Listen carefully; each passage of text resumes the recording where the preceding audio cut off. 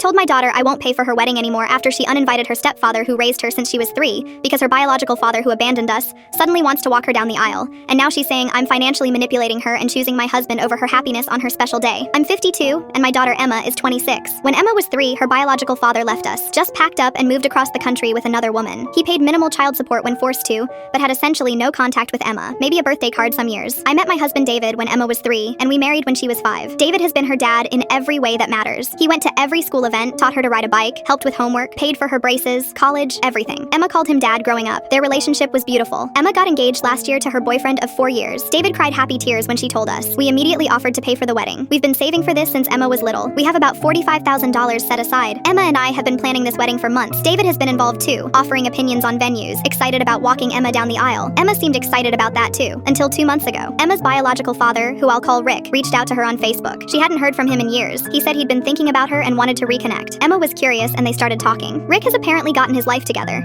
He's remarried, has a stable job, goes to therapy. He told Emma he deeply regrets abandoning her and wants to make amends. Emma started having phone calls with him, then met him for coffee a few times. I was supportive even though it brought up painful memories. I told Emma I wanted her to have whatever relationship with Rick felt right to her, but to be careful with her expectations. Last week, Emma came over for dinner. She seemed nervous. After we ate, she said she needed to tell me something about the wedding. Rick had asked if he could walk her down the aisle, and she'd said yes. I felt like I'd been punched. I asked what about David. Emma said she'd thought about it a lot, and she wanted to honor her biological father and give him a chance to be part of this important moment. She said David had already had so many moments with her, and she wanted to give Rick this one. David was sitting right there, his face crumpled. He got up and left the room. I asked Emma if she understood what she was doing. She said she knew it was complicated, but this was her wedding and her choice. I said if Rick was walking her down the aisle, I wouldn't be paying for the wedding. Emma's face went white. She said I couldn't do that. I said the money was a gift, not an obligation, and I wasn't going to fund a wedding where the man who raised her was pushed aside for someone who did nothing. Emma started crying. She said I was trying to control her with money. I said I was refusing to financially support something that hurt my husband. She said this wasn't about me or David, it was about her relationship with her biological father. I said her relationship with Rick could exist without humiliating David at her wedding. Emma said having Rick walk her down the aisle wasn't humiliating David. I said then she didn't understand what David had sacrificed and given to raise her. Emma said she wanted both of them to walk her down the aisle. I said that was a compromise, but it needed to be something David agreed to, and she needed to talk to him first,